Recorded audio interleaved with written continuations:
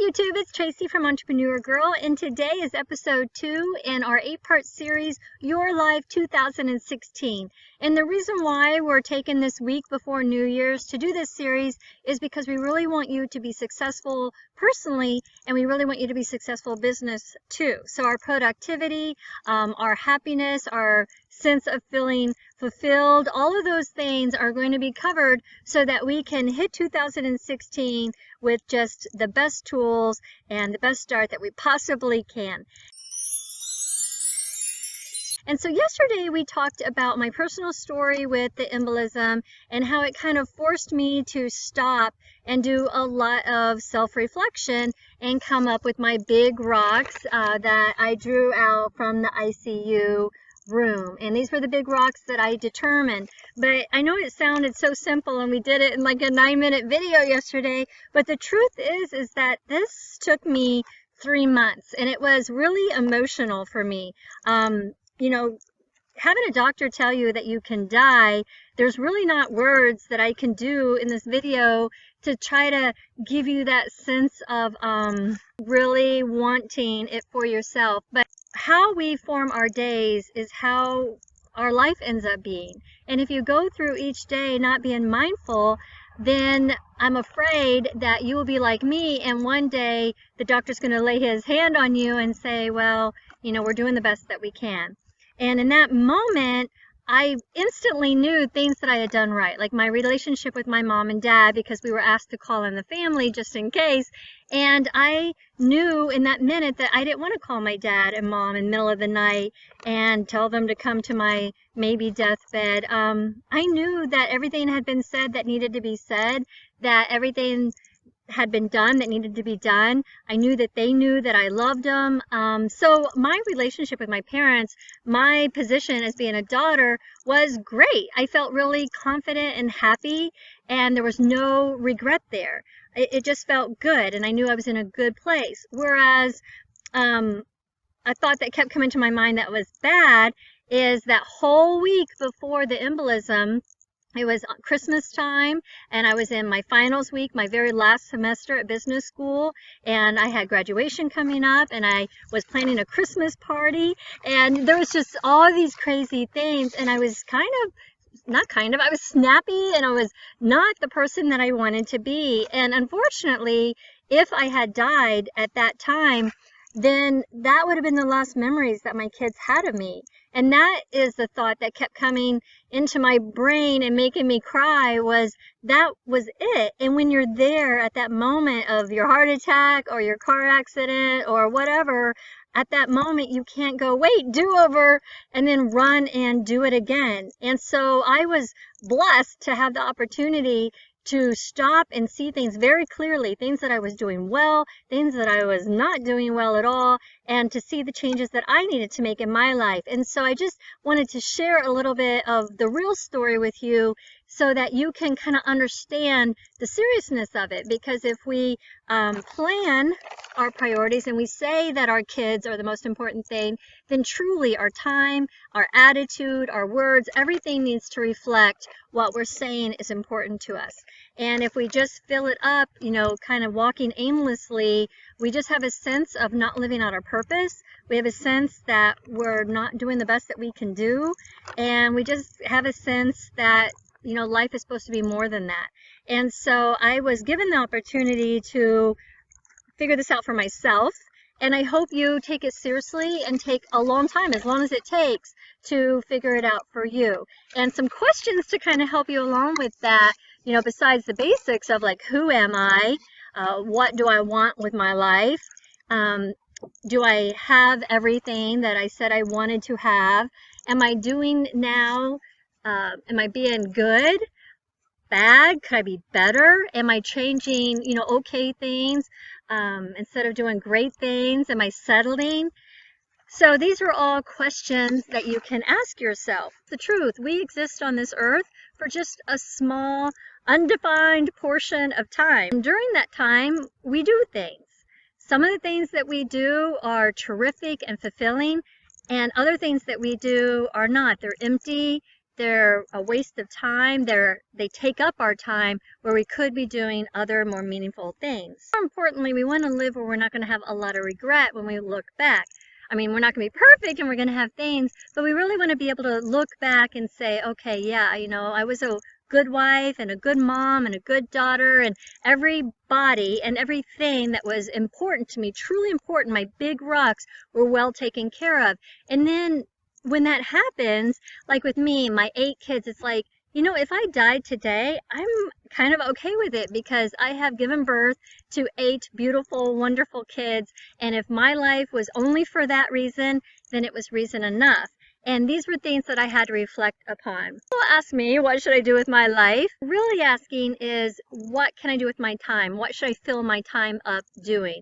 Because what you're doing today, right now with your time, is really who you are and where you're going. Some weird questions to get you thinking. Number 1, what do you do today that you used to do when you were 8 years old?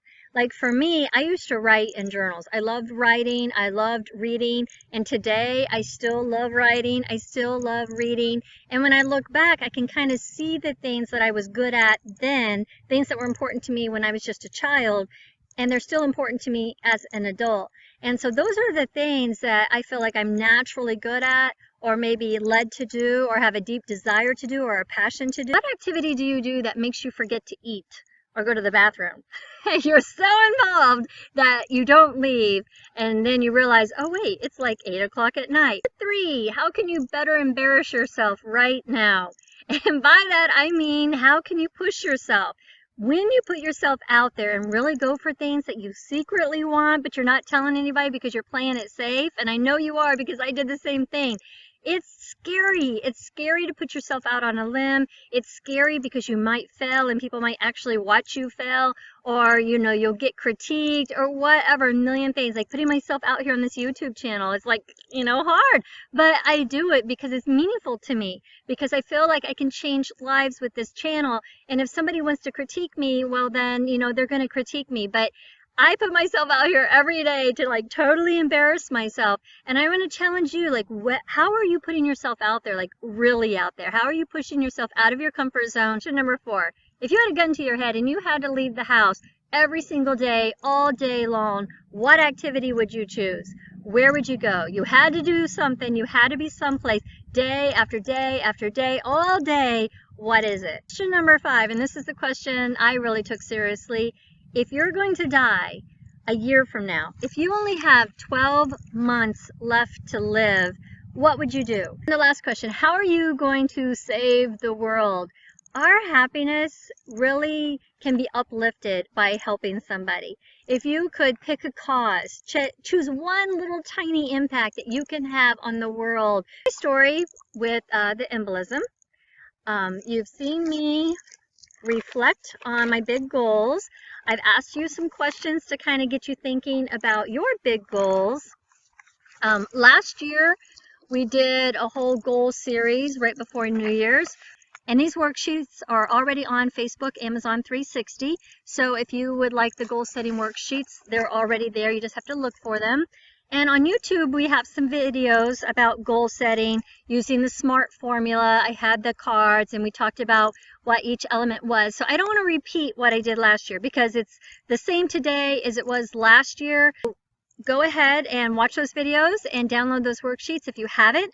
I'm also going to pop up a couple more worksheets to get you going with your goal setting. And it's kind of like questions that walk you through the process of, you know, what are your 5-year goals? What are your 3-year goals? If you could do anything, what would it be right now? These are all questions that I use with my coaching clients, and it helps you formulate your game plan, helps you formulate your goals and where you're heading. And if you have a really strong map, you will get there. Like every year for the last 4 years, I've done goals and I haven't hit 100% of them ever. I don't think I've ever hit 100% of them, but I absolutely know that I'm hitting a lot more trying for the goals than I would hit, you know, just kind of have a general vague idea of what I wanted. It's very different when you sit down and say, okay, these are the 14 things I want this year.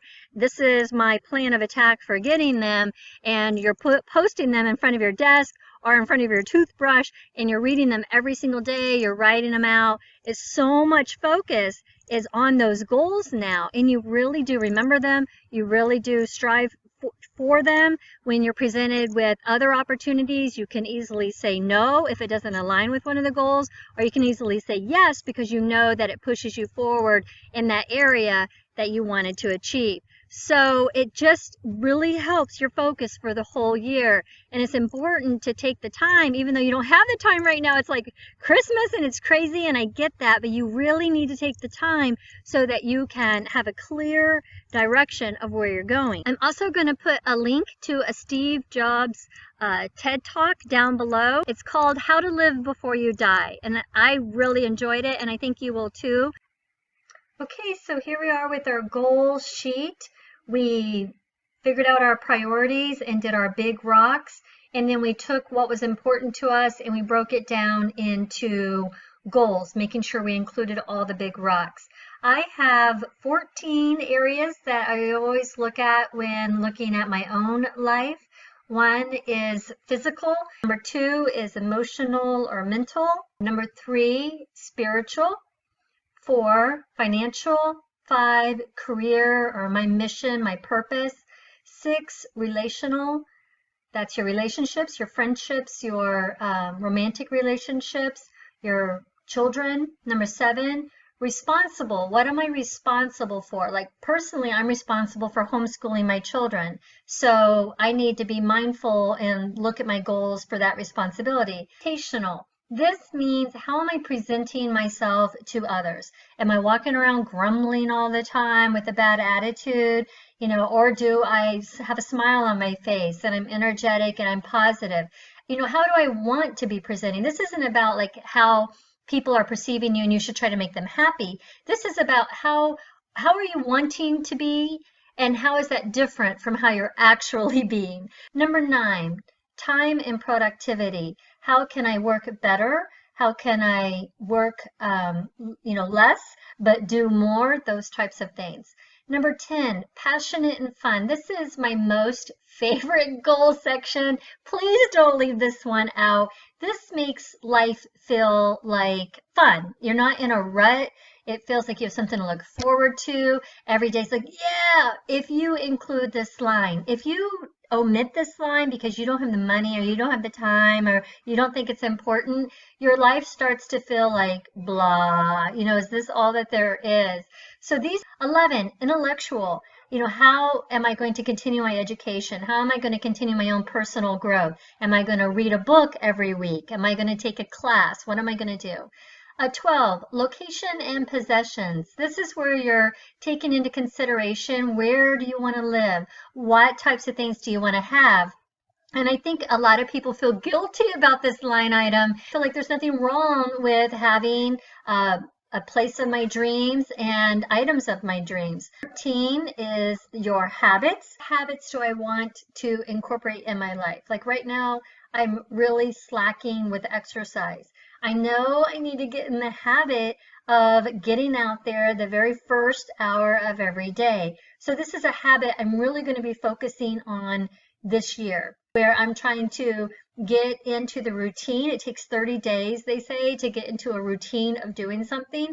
So I want to replace old nasty habits with good healthy habits, and this is the line for that. Okay, so number 14, activities. What activities will you be doing, or do you need to consider doing, or that you need to plan for this year? And then at the bottom here, put your big, hairy, almost too embarrassed to say it out loud, crazy goal. You could do anything, and you weren't afraid of failing, and money wasn't an issue. Write it down here. I know we just don't want to think so big. Your goals should be realistic, and I do agree that we should have a realistic understanding of where we are right now, and we don't want to live under this cloud of disappointment. But I have seen it and experienced it myself, where we don't dare to think big enough, and we actually limit ourselves in our ability. So this is where we just give ourselves permission to think super big, because even if we get halfway there, heck, I would be super happy with that. And it gave some examples. So you could put A, muscle definition. Well, that's pretty vague. I mean, yeah, my muscles are going to be defined, but I don't really say anything encouraging or how I'm going to measure that. And this is how I see a lot of people put their goals. They just put physical, muscles, dermatologist, one word examples that don't really explain it or measure it. A better way to write that would be like letter C. I will lose 15 pounds easily by weight training and using the elliptical for an hour every day. So this is something I can measure. I'm going to weight train and use the elliptical every single day for an hour. And I want to lose weight. How much weight? 15 pounds. Now you notice I put the word easily in there. And you can be an encouragement to yourself when I will lose 15 pounds. Why? Like I'm going to hate it every day. It's going to be miserable. No, I will lose 15 pounds easily because, I'm going to be willing to work really hard with my weight training and using the elliptical every single day. I'm going to stay committed. It's going to be a habit. And this weight's just going to be easy to get rid of because I'm going to be responsible. D, I will successfully complete my first half marathon in a beautiful location. So this is my goal. I want to complete my first half marathon. I want to choose someplace that's really awesome that I'm excited to be at. And you notice I gave myself encouragement. And I said, I will, like it's already done, not maybe, or I would like to, or will hopefully some year. I hope today's video was useful to you and you like the content. I hope you do take your time and do all of the homework that I gave to you. And if you like it, please thumbs up and subscribe, and I will see you tomorrow for episode 3. Bye, guys.